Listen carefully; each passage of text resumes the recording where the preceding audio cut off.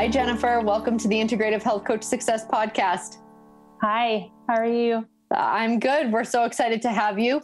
Thanks for coming on. I can't wait for the listeners to hear about what you've been up to, how your unique start is kind of growing and where you're at. I think it's going to be really valuable information. So to get started, could you share with everyone kind of what you're currently doing now as far as using your IHP certification, what you're doing, what does it look like? Are you doing it full-time? Are you doing it part-time? Give us a little look as to what you're doing right now. Okay. I am working with clients in growing my wellness practice, my business. Along with, I also own a hair salon. So I work 2 to 3 days a week at the salon. So trying to kind of balance the two is kind of really where I'm at with kind of managing 2 businesses and, a toddler and just normal life, and trying to, really funnel the passion and the excitement of starting this new journey with being able to share this message that I have been so fortunate through my own struggles and issues that have led me to this point, and to be able to share that with other people, and just trying to, really just trying to manage it all and kind of let it kind of happen organically, I guess. It's kind of where I'm at. That's great. So tell us a little bit. So you first started, your original profession was a hairstylist, and you own your own business. I'm curious for you to kind of share with the listeners how you went from that to getting interested in wellness and ultimately IHP. How did that kind of come about? It probably really started about 11 years ago. I've been a hairdresser for 21 years. So 11 years ago, I really changed my life. Like, I had drug, alcohol problem. I got sober. And once I got sober, that's kind of when I really started to learn that, realize there was some things going on with my body. And I just kind of started this, like, I went vegan, and I was raw vegan. And I kind of dabbled in all of these different diets to kind of figure out what was going on. And I mean, ultimately it was gut issues, bloating, constipation, all those things. And, when I would go to my doctor, he's like, oh, just Miralax and Citracel, every day. And I'm like, for the rest of my life? And he's like, yeah, it's no big deal. Just, and I'm like, I just intuitively knew that, like, that wasn't the answer. Mm-hmm. And, so that's kind of when I just started going in, just trying to learn as much as I could. And I found Ayurveda and started working with a practitioner through Skype. And Ayurveda, like learning, what my constitution was and understanding the doshas and all that, like, that was really the first time that I felt like I had some answers that made sense with my body. And I was able to get some relief. Like, I felt like I was able to start to incorporate things that actually were making a difference long-term with my health. And so that's probably kind of where it, like, really got started, was with Ayurveda. Then I went and did yoga teacher training and kind of, started to learn to settle that vata, like balance those things out. And, I looked into, and I kind of already knew at that point, like, I tend to, like, if I'm going to do something, I'm going to do like 150%, and I'm going to jump into it and not look back. And so I kind of started looking into, like, other, nutrition schools, just different things like that, because more than anything, just like with doing the teacher training, I did that to deepen my understanding of yoga. I also wanted to learn more about Ayurveda and things like that. Well, there really wasn't anything that I found out there at the time that felt right. Mm-hmm.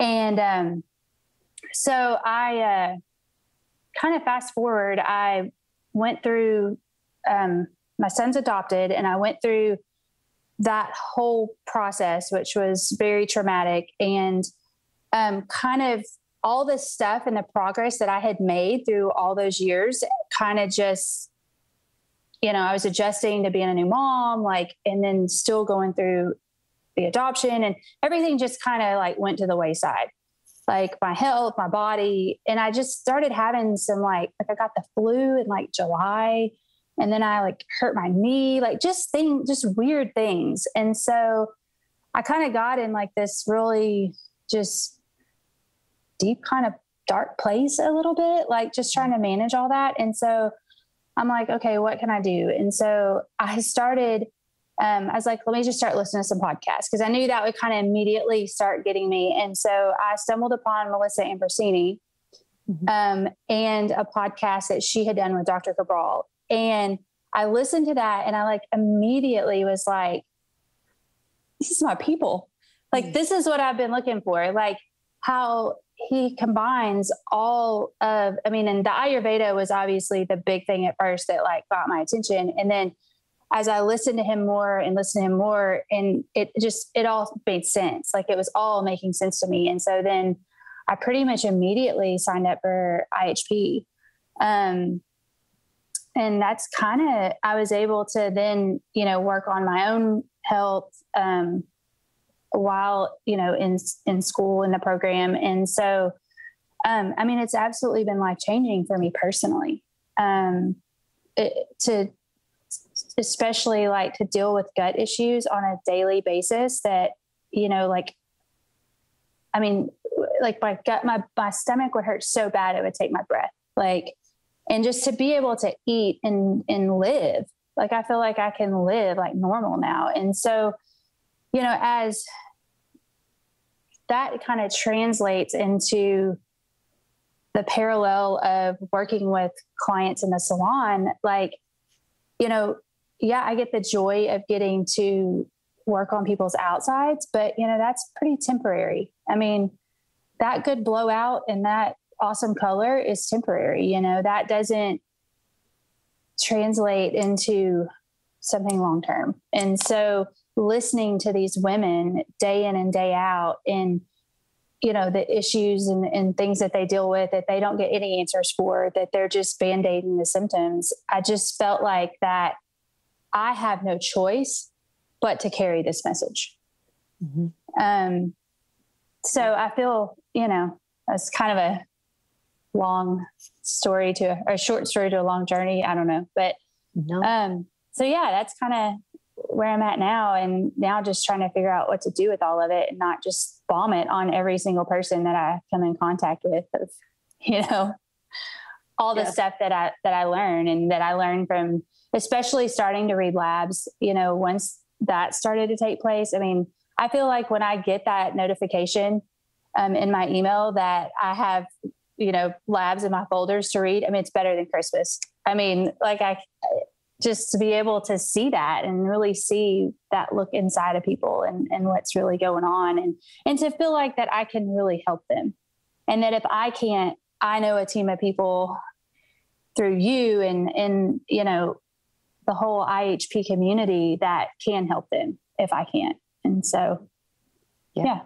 And I think it's so interesting. If people have listened to earlier episodes, they probably heard me mention, and I know we've discussed it, about how I wanted to be a hairdresser, and I was immediately attracted to that. I think just because I was hanging around my aunt's hair salon, and I'm like, all these people are so happy when they leave, and they come in and it's just like chatter and everybody talks, and it just was like a happy environment.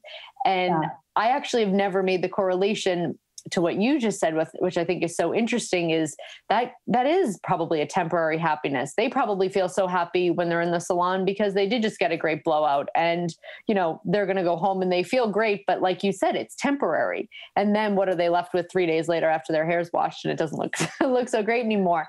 And you're able to kind of dive deep into maybe things that they've been sharing with you for years, and giving them some sort of hope, some sort of education, a conversation, just being able to be like, yeah, you know what, you're not crazy. Because so many people, I think, who deal with symptoms day in and day out and don't know that kind of like a realm that we work in exists, they kind of just think like, okay, this is the cards I've been dealt and I'm just kind of doomed, and okay, I'll just do the best I can with what I have.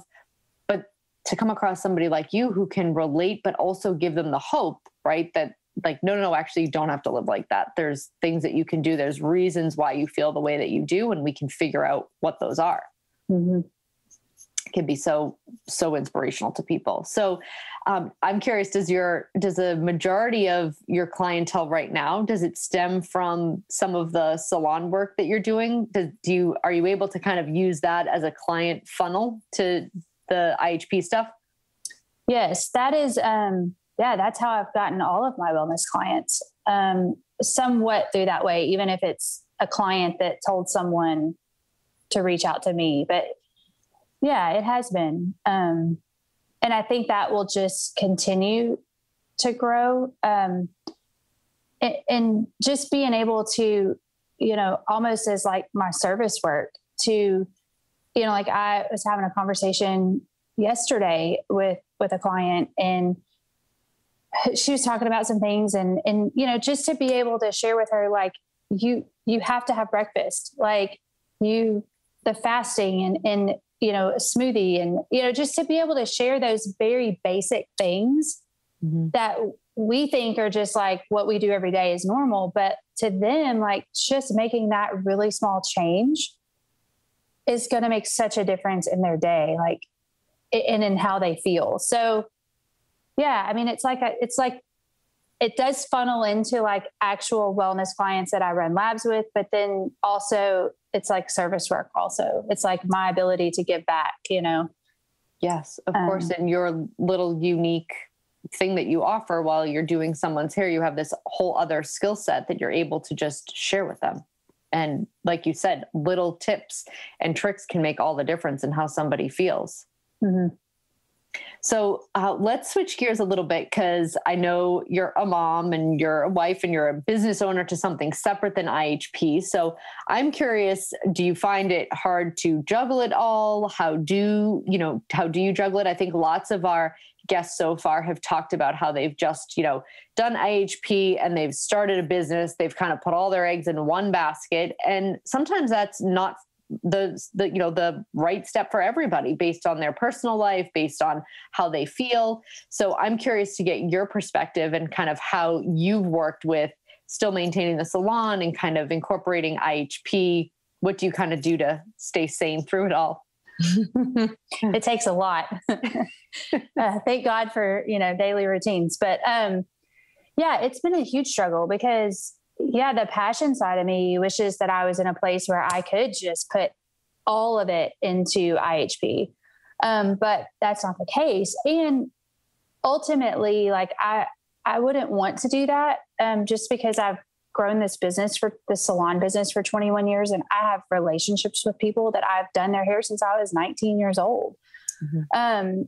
And it is all those things that you said a while ago about it's all these things. But I think with kind of starting all this at the same time that COVID happened last year, and my salon got shut down for 7 weeks. And that was very scary because I have girls that work for me and, responsibilities with that, not to mention my home responsibilities.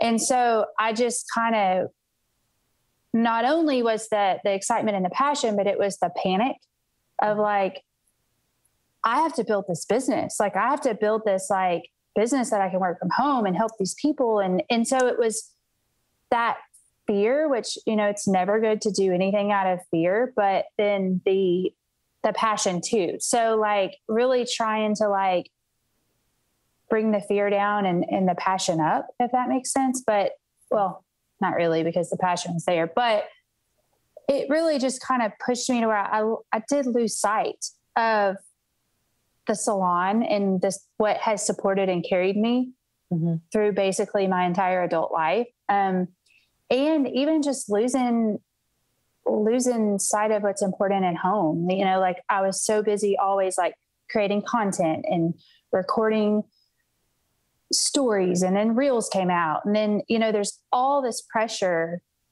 on the social media platforms, to grow. I mean, I kind of say a lot, especially to my clients, like, social media is a thief of joy. And even though there's so much positivity that can come out of it and connections and, things that there are very, very many positive things, but for me, I would allow that to get too overwhelming. And then I would think I had to do all these things and keep up. And then I wasn't spending time with my child who, is just a baby. I mean, he just turned 3 last week and it's going by so fast. And it was more pressure. It was more pressure and I was forcing it. Mm-hmm. And, that's kind of where, like, kind of the start of this year, I kind of had to just take a step back and say, you don't have to replace, I am fortunate that I don't have to make IHP dependent on my income, like to pay my bills and things like that, that I can kind of just calm down a little bit and let that grow organically.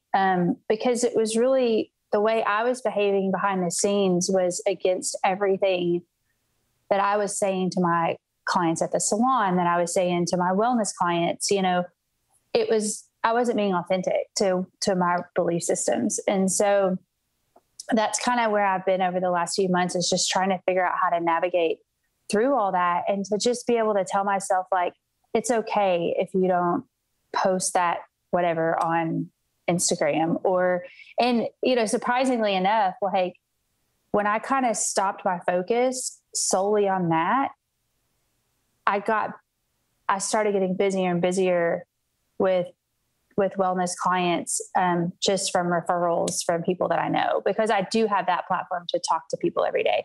So that was kind of like a big light bulb to me, that, like, stop forcing it and it'll happen the way it's supposed to. Yeah. It's such a good point. And when you said to, you were preaching one thing to your clients, and then here you were doing something that you would encourage a client not to do. Right. I say that to myself all the time. Like, what would I tell a client? And if you can kind of give yourself as much grace as you would give a client, or as much encouragement to kind of do what feels right, you often can put yourself in a different position. And the forcing of anything, right? We know that if, like, we kind of hold so tightly to something and it's motivated by, fear or wanting to feel adequate. I mean, the social media thing, I feel like you said, it can be this wonderful tool, but it also can be, well, if you don't post enough, you're not doing enough. And if you're posting a lot, then you feel guilty that it's taking away time, from family. So it's kind of this, double-edged sword in a way, and kind of finding some middle ground with it. And like you said, posting when you feel inspired to post, and letting everything from the business aspect and even social media kind of grow organically allows just, like, your energetic field to attract what's kind of meant for you anyways. And like you said, you noticed that things started kind of shifting a little bit when you did that, which it's so important to kind of take a step back and recognize. And I think for the listeners too, it's helpful to use that perspective. And the other thing is, we can always feel pressure to, just because you have this certification, right, to all of a sudden do something huge with it and grow this major business or this major Instagram following. And, Dr. Cabral, I think part of his idea behind the program was not only, yes, to have people do that and reach so many people all at one time, but also, his whole thing, have a healthcare, professional in every home. Sometimes it's just to better the people around you. And like you said, if it's a little bit of service work and a little bit of, running labs here and there, you're just bettering the people that you love. You're giving back to customers that maybe have been with you since the beginning. And that's a way that things do grow organically, and it will grow to exactly what it's supposed to be for you and kind of how it's going to serve you and your family best. Yeah, exactly. Yep. All right, let's switch gears a little bit we've kind of identified a few obstacles kind of throughout your discussion, but I'm curious if you had to say the biggest obstacle that came about in your thinking of, like, should I dive into this? Should I learn about this? Should I make this part of, what I do to help people, what I do to, maybe earn an income, or just part of your knowledge set? Was there any obstacle in that process, or even as you started to work with clients, that you felt, maybe inadequate, or like you couldn't, there was some doubt or something of that nature that would be inspiring to share with the listeners of kind of what you did to overcome it? I mean, I think just constantly reminding myself, because I think it always is that self-doubt. It's that comparisonitis. It's those things. It's that talk in our head. And, just like Dr. Cabral always says, and like you've told me, it's like, when it comes to your clients, like, even if you're just a little bit ahead of where they are, you're still going to be able to help them. Mm-hmm. And so just constantly reminding myself when I know that first time that I read a Big 5 lab, I did it to a husband and wife, and I did both of them back to back. And it was like it ended up being like a 3-hour call. And I mean, I was like sweating, and like, especially the husband, because it was like a man, and, he like wanted to do it, but like he didn't want to, it was just kind of like, he wasn't all into it, really. And I just kind of had to like breathing and telling myself, like, you're fine. Like, what you're like, you've done the work on this side of things, that like you are capable of relaying this information and helping these people. And, so I think it's just that constant positive self-talk and listening to you guys in my head of like, you are equipped to do this. Mm-hmm. Yes. And I remember when I did like my intake call to start IHP, and she was telling me like how long the coursework was and how much time and all this stuff. And I was like, so like, I'm really going to have enough understanding and that much time to really be able to help people. And she was like, yes. I mean, of course I didn't understand all the extra stuff that he gives you to do, like with all the podcasts and all that. But she was like, no, because he breaks everything down and tells you the stuff you need and leaves out all this stuff that's, it's all clinical based practice, and I was blown away. Like, it really is that true. Like, the amount of information and the knowledge that he gives you, and then all of the extra resources on top of that to be able to dive even deeper is just, it's unbelievable.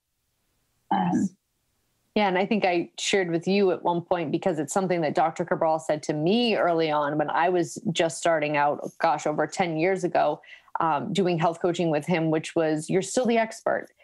Do you already know everything that you want to know? Maybe not.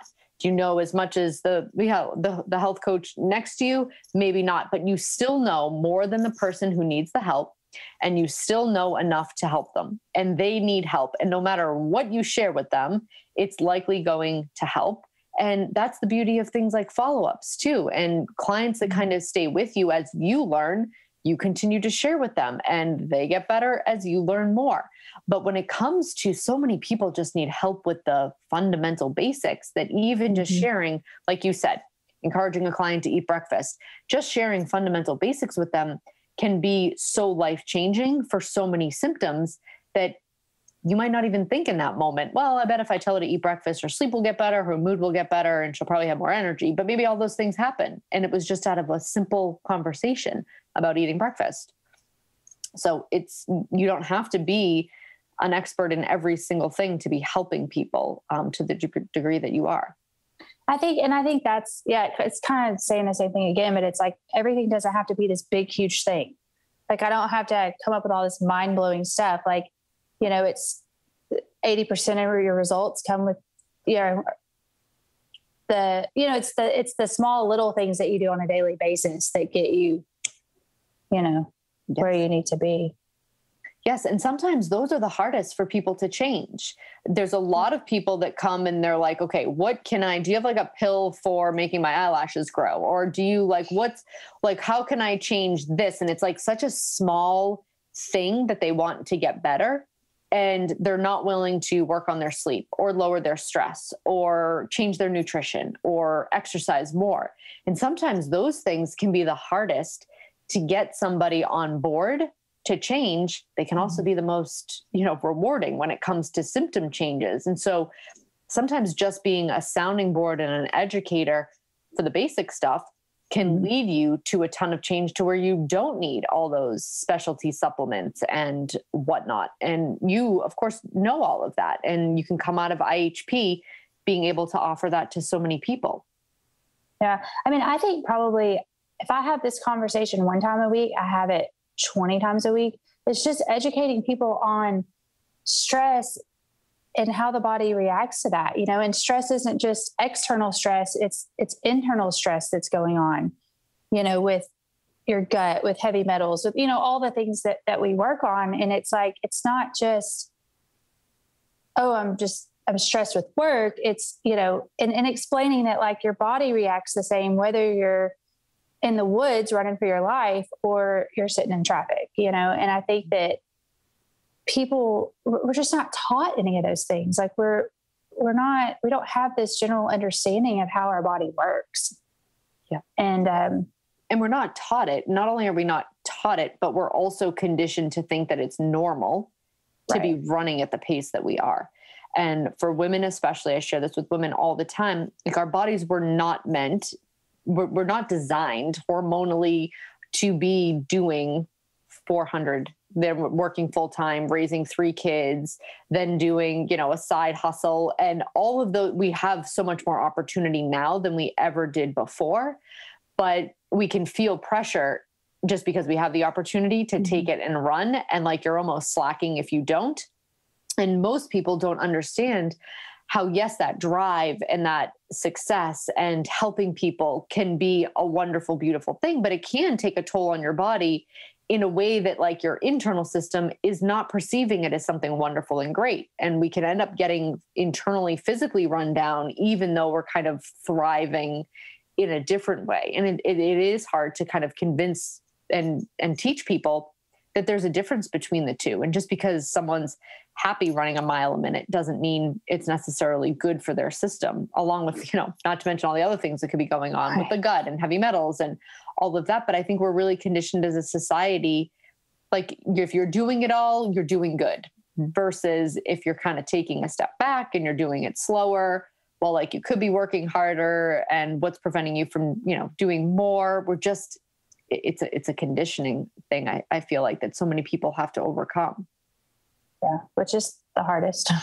Yeah, for sure. Yep. Yeah, because you can do protocols, you can get rid of heavy metals, you can start drinking filtered water. There's so many things that you can do to change like the internal stressors. But yes, I would argue helping people to change the amount of stress mentally and physically that they're inducing really on themselves is one of the biggest challenges that I face with clients. And it's talk about a pandemic. Right. It is, in my opinion, a huge across the world issue with so many people. And you can do all the supplementation you want, but if you don't plug the hole, it's going to keep leaking. So true. No. Okay. So let's talk about a little bit about, because you said, I think you mentioned that you like podcasts, aside from obviously like Dr. Cabral and the Rain Barrel Effect, IHP. So some of that education stuff that you've done. Do you have other educational resources that you love, whether it be a podcast or a book that you've read that really resonates with you? Other, Instagram accounts, where do you kind of go other than Dr. Cabral, IHP, for education or inspiration? I mean, it's mostly Dr. Cabral, just from a time, more than anything from a time aspect, I absolutely, you recommended the Beyond the Pill for Dr. Brighton. And I thought that was fantastic. Just learning more and more about the female hormones and all that. So I do follow her. I think she does a lot of stuff on Instagram and gives a lot of good information. Mostly I just tend to, if Dr. Cabral recommends certain books that I feel like just talking about resonate, I'll order them, whether they just have them as resources or, I'll kind of usually have several that I'm reading a little here and, there. But it's really a time thing, honestly. Yeah. Well, and being smart with your time and knowing who you resonate with and whose learning style, because I think too, the way someone teaches also can be individual to kind of how you learn and absorb it. So clearly Dr. Cabral's teaching style you like. He's efficient with his time when it comes to teaching, which is also helpful for when you're busy. And so if it's not broken, why fix it? I usually say. So, yeah. And Dr. Brighton she's great when it comes to specific, whether it be fertility or menopause or premenopausal. She's great with female hormones and kind of delving into all of that. So, which is a good niche to have. I'm sure majority of your salon clients are females, and kind of having that skill set is probably beneficial. Mm-hmm. Yep. So tell our listeners where they could find you on social media, if you have an Instagram page, or kind of where you hang out and share some of your content. Mostly Instagram and Facebook. So it's just Jennifer Jones Health on Instagram. Jennifer Jones Health. Yeah. Perfect. And Facebook too? Facebook, yeah. Great. Thank you so much for being on the Integrative Health Coach Success Podcast. It was such a fun conversation, and I'm glad the listeners got to hear your journey and perspective. I think it will be inspirational for them going forward. Well, thank you so much for giving me the opportunity to share. Of course. Thanks for being on, and we'll be in touch soon. Okay. Thank you.